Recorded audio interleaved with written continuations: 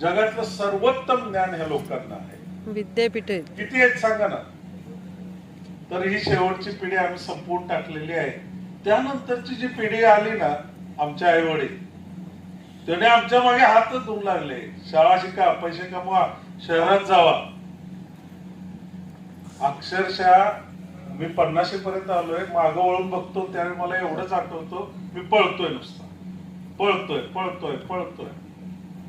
आणि काय कमवलं? आता योगायोगाने मला हे कळलं म्हणून मी बीपी डायबिटीज नाही कमवला.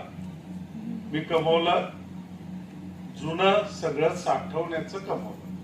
ते गाव उभं केलं.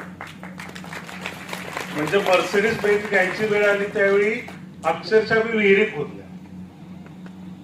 पॉकेट मनी आमच्या हॉटेलला जात होता तो वाचून आम्ही झाडं लावली. ज्यावेळी शहरात मोठा बंगला घ्यायची आमची कॅपॅसिटी आली, मी गावाकडून 5,000 रुपये घेऊन आलो होतो पुण्यात. हे बिचारे एमबीबीएस डॉक्टर असून सुद्धा आमच्याकडे कुकर नव्हता. पण आम्हाला कधीच खर्च नाही. 2003 ला जे घर पुण्यात घेतलंय त्याच घरात अजून आम्ही राहतोय. अजून आम्ही घराचं रिनोव्हेशन नाही केलेलं एकदा पण. तुम्ही पुण्याच्या घरात आलात म्हणाल हे काय, हे गावाकडचं घर स्वच्छ असतं, टापटीप असतं, पण फर्निचर नाहीये. फार काय जे गरजेपुरतं आहे. आणि सगळं शेतमाल पडलेलं असतं शेतात नाल. पुण्यासारख्या शहरात तेवढ्याच घरात अजून राहतोय. 2003 ला जे आम्ही घेतलं होतं, आम्ही घर घेण्याच्या ऐवजी गुरुकुल उभं केलं, शेती उभं केली.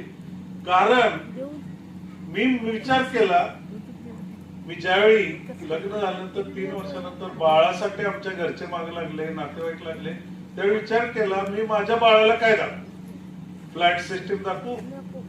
रस्त्याच्या बाहेर आलेल्या ट्रॅफिक दाखवू? पुढे गेल्यानंतर शॉपिंग सेंटर मध्ये जाऊन नुसतं जाऊन आलं शॉपिंग मॉल मधनं तर 5-6 हजार रुपये जातात, ते दाखवू? त्याला खायला काय दे?